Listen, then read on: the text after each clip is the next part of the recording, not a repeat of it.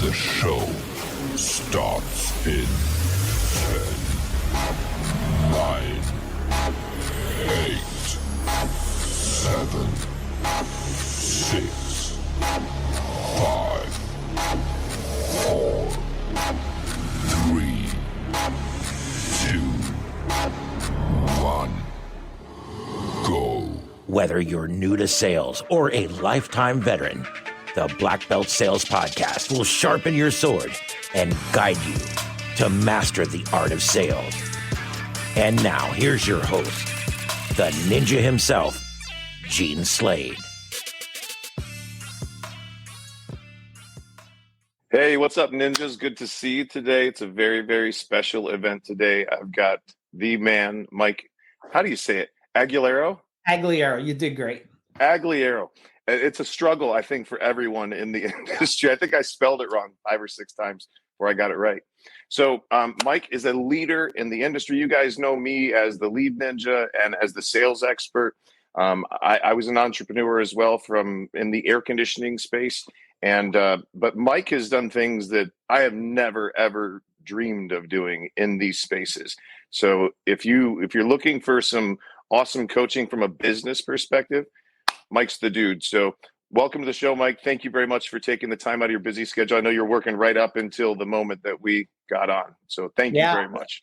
I'm super excited to be here with you. You know, an interesting fact that you call people ninjas. Because I've been doing martial arts for over 3 decades. So since I'm 15 and I'll be level 52 in about 2 weeks, I was trained about a decade in what's called Takadaru ninjutsu, which is about one of the most badass ninjutsu styles. I mean, you're talking about like breaking necks, pulling tendons out of people's arms, slicing the back of kneecaps. So I love the ninjas, and most people don't know I was trained in Takadaru ninjutsu. So yeah, glad to be here. I'll never forget the one video that I saw of you talking about if you're going to stab somebody with a knife, don't stab. You want to grab and rip. Yeah, that was awesome. So, Mike, will you please just share with us quickly in 3 minutes, 4 minutes about what has your journey been in the trades? Yeah. So probably like a lot of people, Gene, you know, when I was going, I think it was 8th grade, that's when you had the option to either go to high school or go to a vocational school. I always tell people it's like a conveyor belt. It's like college, Mike, nope. Fucking vocational school, right? That's how that conveyor belt works. So, I mean, I went to a vocational school. They run you through all the trades. I was like, look, I'm not going to sniff sawdust. That wasn't going to do it. The auto mechanic people, they were just a little weird. The HVAC, they were like between like, nerdy and weird. Later, I didn't know I'd grow a big HVAC company. And electrical was deadly. And at that age, I was on my own at 15 years old. And at that age, I was like, man, if I could learn something and it could possibly maybe blow my arm off, like this sounds pretty exciting. Sign me up. Yeah, that's what I did. And I focused a lot in school because I actually graduated salutatorian, which was second out of about 350. And everybody acts like it was a big deal, but I was like, that was a vocational school. Like there was maybe 5 of us not on drugs, right? So like it wasn't that hard to do it. But I fell in love with the trades. And when I was 16, probably a sophomore, junior, I was already working a whole summer doing electrical work. So by the time I graduated, I had a job. And I'll tell you, most people don't know this, Gene. I went to work for a guy. His name was John Cataldo. He was an electrician, did a lot of swimming pool wiring. I loved this guy. He gave me a chance as an electrician that no one else would. My brother was working there, Tony. And what happened was he died while we were working for him. He got cirrhosis of the liver. He drank. For any of you that drink a lot of alcohol, you may never think this happens. He drank a lot when he was young. It killed his liver. He was eating a bottle of Tylenol a day for the pain. Wow. And when they finally had him a liver transplant, we seen him the day before. They cut him open and he was spread with cancer. They sewed him up and he died. And we ended up at a company that's now going to be run by the wife. And look, she did the best she could, but nobody was hanging around for that. And that's when it became clear. I was like, you know what? I had the delusion. I could grow a service company. I could do this, what my boss is doing. Everybody thinks that, but your boss probably sucks. So you just go on your own and you suck in your own way. Right? Yeah. And that's what me and my partner did for about, 10, 12 years. I mean, me and him drove in a truck. We had a couple people. We did swimming pool wiring, industrial work. I had my electrical license. I got my inspector's license only for one reason. I was tired of fist fighting with these inspectors. They hassle the shit out of you. So me and my partner, I said, I'm going to go get my inspector's license just so I could fight with these fucking people. and I did that. And, for a lot of people maybe listening, there's a turning point in everybody's life. And my turning point was two pieces.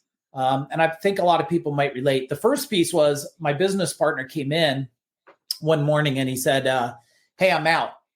And I thought back then we were eating off lunch trucks, Gene, and the guy used to pull up and pull this little tray out of the back. He'd go, hey, the empanadas my wife made for you, right? Like a little We've got them here in the neighborhood right now, man. Every morning I hear the little Mexican sound. It's like a Mexican ice cream truck, right? The sound that they play, da-da-da-da-da-da-da-da, and then everybody comes running out of the houses. Oh, yeah, it was great. Well, that's what the guy used to pull up. But we were like the mafia of the empanadas or something, and he'd feed us. So I thought my partner, when he said he was out, I was like, oh, man, okay, I'll see you tomorrow. Feel better. He's like, no, I'm out. He's like, my knees are burnt out. I was running at a fast pace. I was training martial arts 7 nights a week. I was working 7 days a week. We had our own business. I was a machine. But when he said that, I was like, if you're out, I'm out. So that was the first turning point.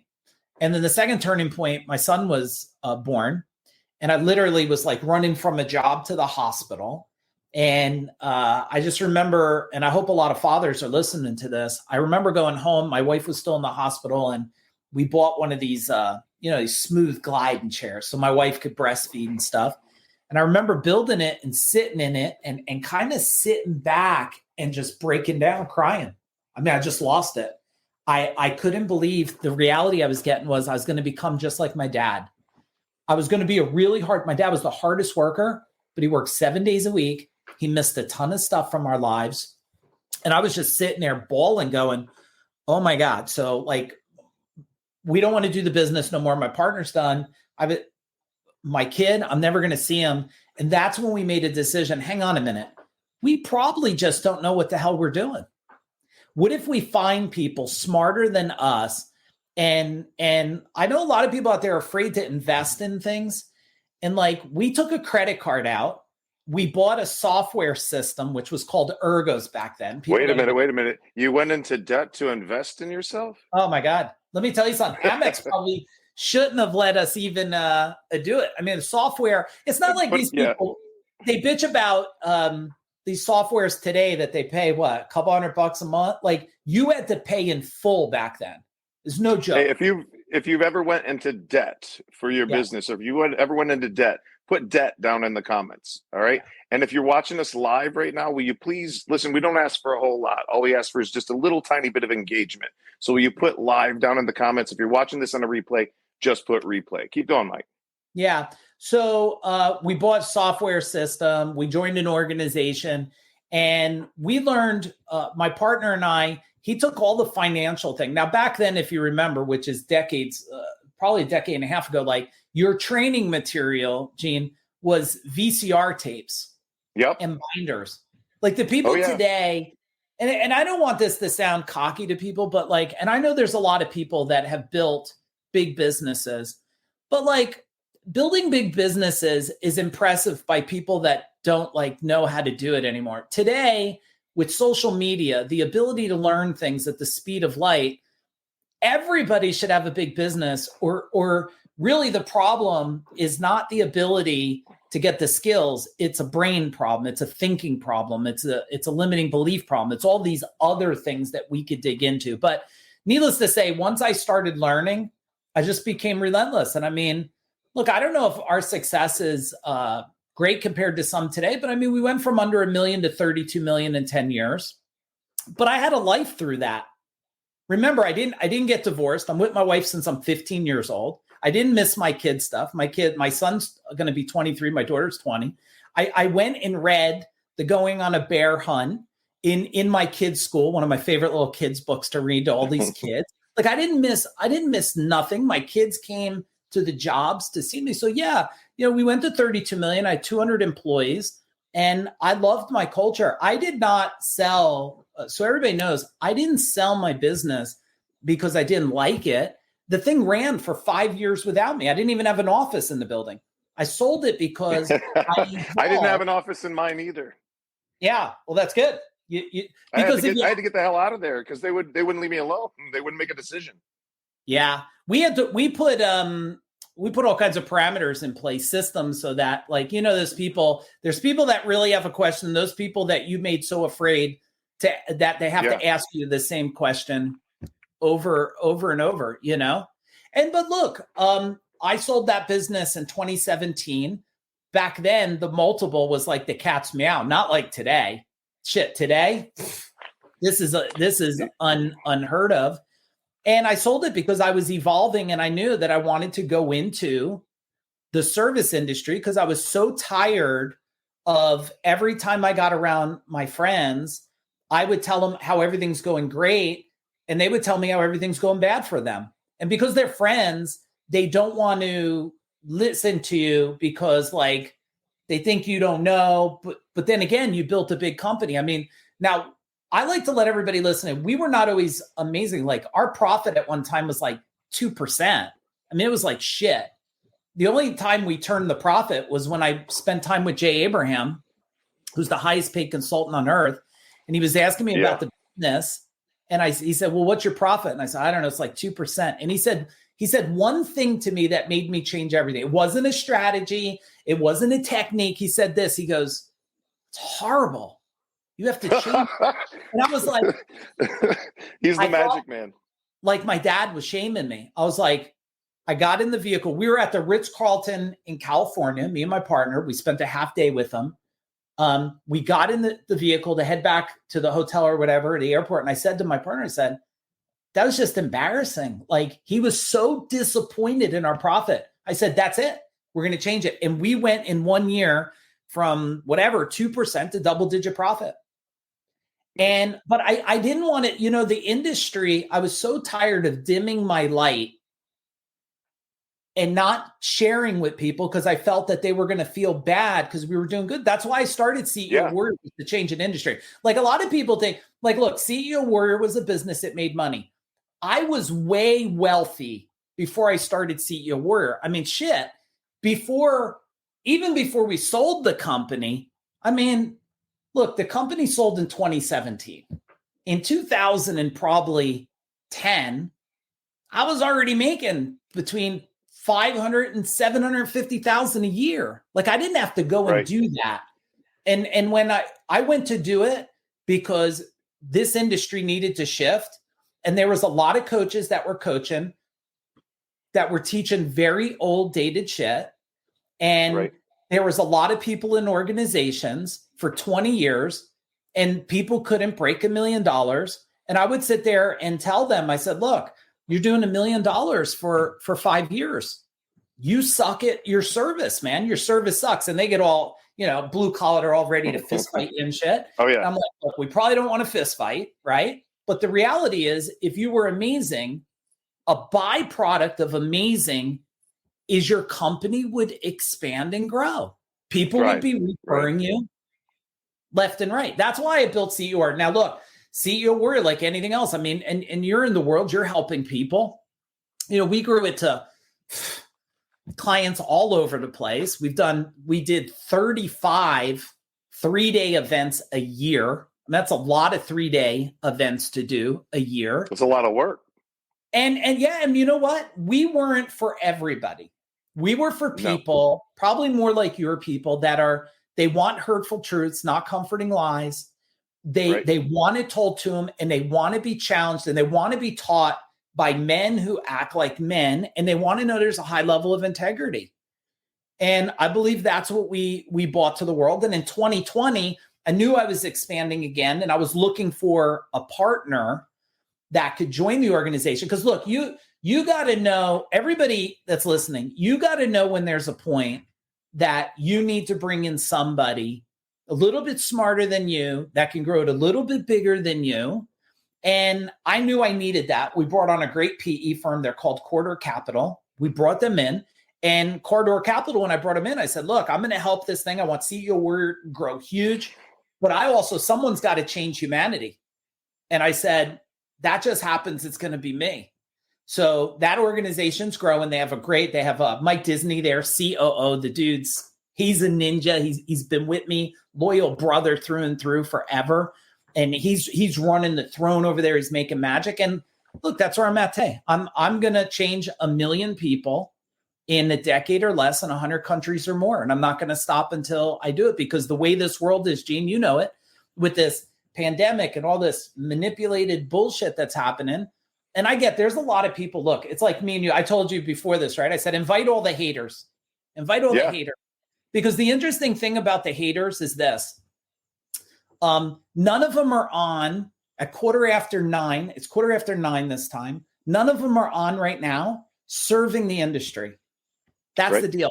They have a lot of feedback on what they think is right and wrong. And let me twist everybody out. First off, there is no right and wrong. There is no positive and negative. There's no good and bad. There's only the definition you give it. And it's a world of judgment. And then they want to run around and go like, oh, it's a service industry brotherhood. No, bullshit, because every time something happens to somebody in the industry, everybody goes on Facebook and wants to bash the human. You're not bashing that company. You're bashing his 5-year-old kid. And then you're an asshole. You're an asshole if you reply or say anything about it. Yeah. That's why you just take the beating, bitch. You know what? When they do that, Gene, I just go, I was in a Facebook group. I won't say who it is. They were doing all that, poking the bear. I said, look, you win. I'm out. I stepped out. Like, you didn't affect my life. I will just go serve other people and stay in your little world. What they don't understand is when you have the judgment, the intensity of anger, hate towards people, that's what creates the vibration and frequency of hate in your world.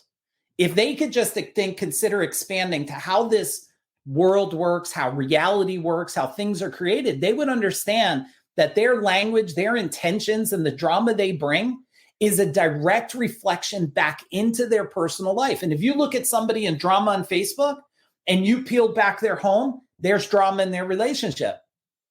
Right. Maybe people could think a little different tonight by hearing Mike, this, you know? Mike, I know that you've written a lot of books. Do you have a book on that? You know what? I've written 18 books on all kinds of stuff, and they're all cool. You could go to Amazon, and I'm not here to sell books and shit, but this book here that just came out called Mind Power. And if you guys hit me up or send me a private message, I got a link which you pay shipping, get the book. This is the book I would tell people to read, because what I did, Gene, was I looked at what the hell is holding people back. Like, why did I built 2 large 8-figure businesses. I sold 2 of them in less than 5 years. Everybody thought I don't golf or anything. I don't know what they thought I would do, but all it did was motivate me to change the world more. And in that book, I looked and I said, okay, let's look at some fundamental pieces here. Everybody's out there, Gene, and they're saying 10X, 10X, 10X. And I think that's a valuable concept, the 10X things. What most people are neglecting to say is that you can't 10X shit without 20X in yourself. You have to 20X yourself, and especially in the blue collar space. Look, and I hate even saying blue collar because I love how the world has all this segment, this segregation shit, but what we fucking call it, white collar, blue collar. Like, it's been one of the oldest segregations since time. So I hate to use white collar, blue collar, but for classification, let's look at tradespeople. Chances are not from the best family. Chances are some form of addiction. Chances are not a great model of relationship, right? And when you look at all this, and I look at I'm from a divorced family as a young kid on my own at 15. When I look back at it, I go, wait a second. This is a mind problem. You want to grow a $100 million company and you're not going there, you have a mind problem. You're getting disconnected from your wife, you have a mind problem. You have a thinking problem. So that's why I'm super proud about this book, because I believe, and the news manipulation has done nothing more but neuter the world. And look, I get it, Gene. Like I'm a little different, right? Like I'd never smoked my whole life. I never did alcohol my whole life. I never did drugs my whole life. And I'm not bragging to anybody. I always said if nobody did it, I probably would have did the opposite of it. But the reality is this, and I love what I probably heard Dan Kennedy say it the first time. Everybody, like everybody listening, I hope they're interacting in the chat bar. If you had a racehorse, and this is $1 million racehorse, Gene, like you want this bitch to go out and it's got to win $1 million. Like before the race, would you like jam a couple cigarettes in its mouth, tell it to smoke a few joints, shove a chocolate cake, feed it a little McDonald's, slap it on its ass and go make me $1 million? It might make it once, but it ain't going to make it over and over. So like when I heard that, I pride myself on saying, wait a minute, you're the $1 million racehorse. Get your mind in line, create your body into a machine the best you can. And I'm not a fanatic. I don't get up at 4:30 in the morning. I'd vomit if I got up at 4:30 in the morning. I'm not that guy. But I pay attention to myself. And then with that, you could get aligned, what they would call spirit, energy, universal belief, whatever the hell you believe in. And then getting to where you want to go. And look, you're in a great space. You've been teaching people how to serve customers at a higher level, how to help people actually get the value they deserve for their life, right? Self-worth. And that's a good place to help people. But like one time I was in an organization, we spent $45,000 to have them come and train my people. And the blip I got in results was like nothing, because they missed one key piece. You could give anybody the greatest skills in the world, but if you don't change their thinking, they can't comprehend and hold on to new skills. You can't. Right? That's why they say, the level of thinking that got you to where you're at will not get you to where you want to go. And that's how, if you want to know the secret sauce, I'll tell everybody right now.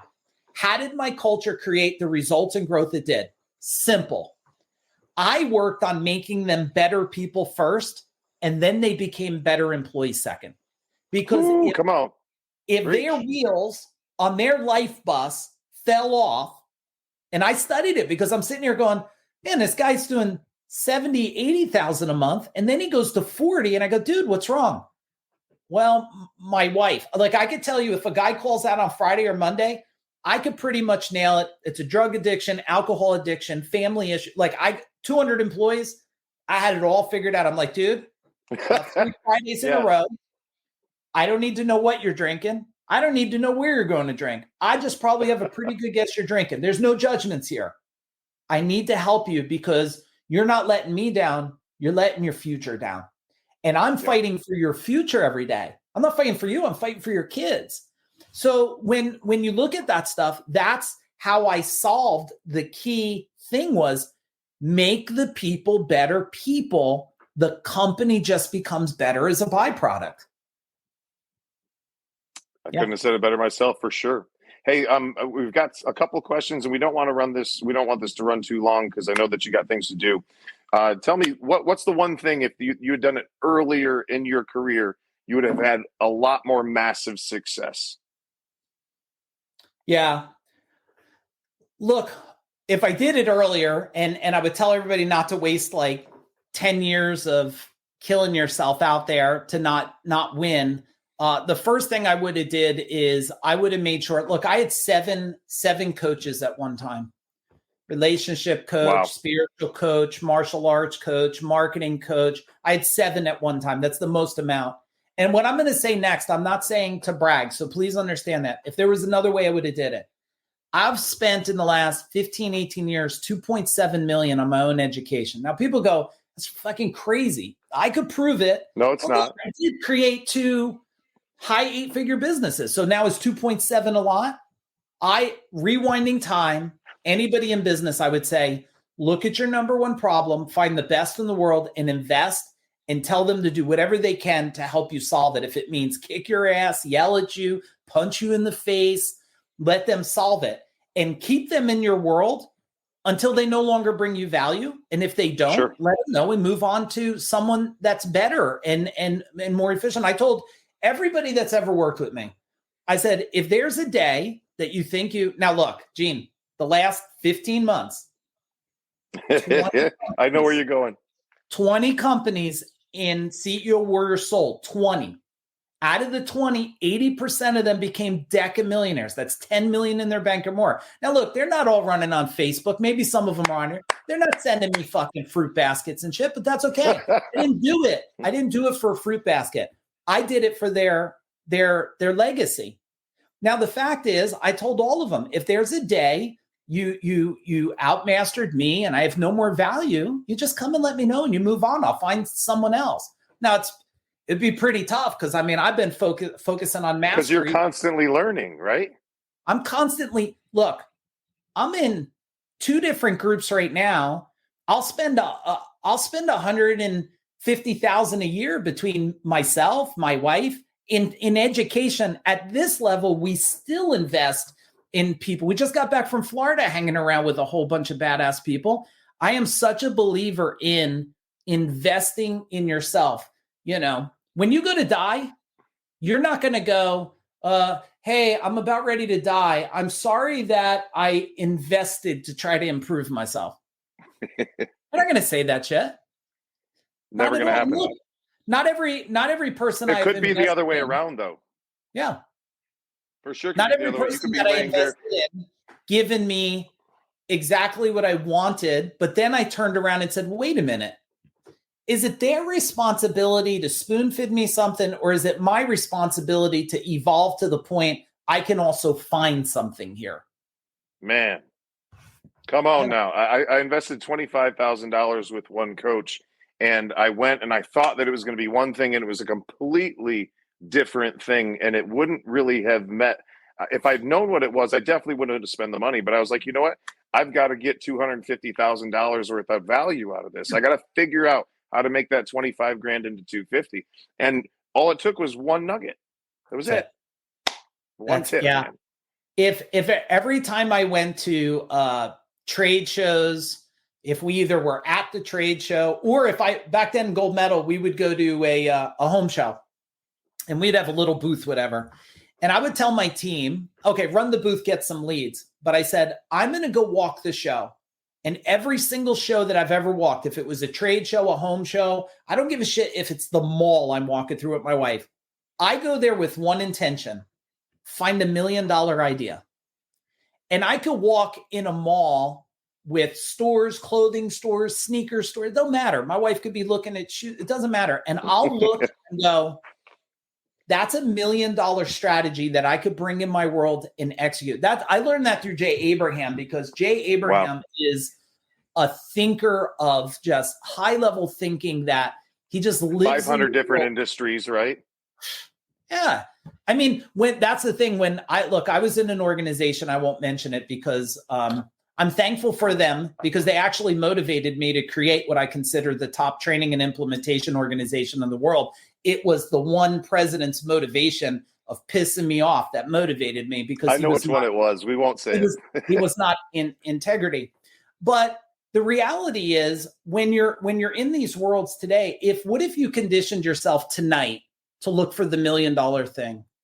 What's the $1 million thing tonight that you're going to execute on? I'll tell you, number one, invest in yourself, period. Number two, invest in your people, in their life thinking, in how they act, how their relationships are. And it's almost going back to fundamentals, really old school, right? And probably maybe not my dad, they got divorced. So that probably was not the best model. But before then, the grandparents, that was a really good model of like integrity, respect, honor, discipline. And it's, you don't see too much of this today. It's, it's actually upsetting because look, when I started, I don't know if you know this, Gene, when I started CEO Warrior, I trained 8 people in New Jersey, 8 of them that did exactly what I did. And I told every one of them, I want you to grow faster and bigger than me. And they said, Right. why? I said, it will make me move faster. I want you. I'll teach you, do the same shit as me. Do it better than me. I'll tell you how to do it better than I'm doing it, because I have no fear that Right. if you win more than me, I'm going to be nothing but proud of you. So we trained 8 companies that did in our market within miles. Because you know what I said? I said, look, if I have to get one day, I know the world, especially in this industry, they have a sense of like such a fear, like you're going to learn the secret sauce. And like, let me tell you something, I can give you the whole playbook, and less than 5% of the people will actually do it because they're not willing to change the way they think or the way they behave. You know, it's not the ability, it's the will, right? Yeah. Hey man, we're coming up on the end of this. What is the most painful thing that's ever happened to you in business? Listen, I had a $4 million lawsuit. $4 million. When we were probably around, maybe we were 8 million, maybe small. $4 million lawsuit, took 2 years to settle. Cost us $1 million when we were done, not counting the attorney fees, which were probably almost $500,000. Thought it was going to slice our throat. And in the end, when we settled, I won't say who it was. In the end, when we settled, the person said, I know that you and my business partner, Rob, we had another partner at the time. He said, I know you guys didn't do anything wrong, but I had to get paid from somebody. And this was, I remember, and anybody that's been through lawsuits, I'm sure people listening, I remember me and my 2 partners at the time, we were talking, and I said, okay, guys, this is what we got to do. Okay, you guys fight the lawsuit, but I know one solution that makes everything go away: more money. Yeah. And I took that. You don't have a problem that you can afford to buy your way out of. Harvey McKay. Yeah. And I took the motivation, went to the team, told them what was happening. And I don't know if that year, my biggest month, we did maybe 6.5 million more in a year. And I think it was leveraged off of that pain. We did that. We did a $3.5 million month. Every one of our big accomplishments was on the other side of a very bad pain and suffering. And I think if people could look at it as, there's a really smart guy, Tom Galise. I don't know if you know Tom Galise. He was in Pittsburgh, smart guy. He told me one time, he said, look, Mike, he goes, that was a very expensive seminar. Just don't go back to it. And I pride myself on not going back to the same seminar twice. But look, now, I don't know how many people listening could relate to it took us 5 years to pay it off. Didn't know if we would survive. And pure brute force, will, and relentlessness made us grow. And the second painful one, which I'll tell you because I think this is good to end with, look, the future is a little unpredictable. You don't know what's going to happen, but we know there's a fist fight. Like 2008 was a fist fight. They said it was as close to the Great Depression as possible. I'm going to give everybody one phrase that I told everybody in my company that kept us from, we never had a down year, never had a flat year. The minimum amount we made additional was $1 million, even through the recession, for one thing. I said, we refuse to participate in what's happening. And we are the creators of our own economy. And I want to end with that, but I'm here till you're done, because the world could get squirrely. But squirrel hunters don't give a shit about a squirrely world. They really don't. They get motivated and focused. So I'll tell everybody, get brave, get optimized, get focused. Don't worry about what's to come, but be smart. And if there's a thing invest in me, invest in Gene, I don't care who you invest in. If you are not investing double the amount this year compared to any other year, you got a good chance you might get your ass choked out in 2023, because investing in yourself will make you so smart, so quick, so optimized. Forget about, people have to pivot when a tank, military, and any military people that are watching us, thank you for your service. Thank you for, we appreciate it. If you have a military tank, that thing doesn't pivot. It fucking shoots you. It blows you off the earth. You don't have to pivot when you are a fucking tank. That's how everybody's on here has to become. So I'm honored to serve every tradesperson. I respect them. I won't stop serving and talking good about that world. And those of you that are the naysayers, you know what? Stop it, because you're not helping the industry. You're actually hurting your own family. Could I get in the comments, could I get a thank you from everybody for Mike showing up here? Please, could you, just out of respect and appreciation, a couple of thank yous from everyone. Hey, listen, Mike, I appreciate you joining us tonight. How Thanks, can man. they get a hold of you if they want to research what it is that you can offer them? Yeah, go to Food Dog Group. It's FUDOG group.com. So that's fooddog.group.com. You'll get a bunch of information there. And I'll tell you what, if you go, there's a Facebook group I built. It's called Personal Growth and Mindset Mastery. There is a ton of free trainings in there. One of them is called The Money Cure. Just go to that group. If you can't find something, hit me up on Facebook Messenger. And know Gene, anybody in the trades, like, look, some people can't afford trainings, but look, if somebody out there is having dark days and bad nights, like, I didn't want this to be a drive-by. I'm a friend. Like, I could be a good listener, non-judgmental.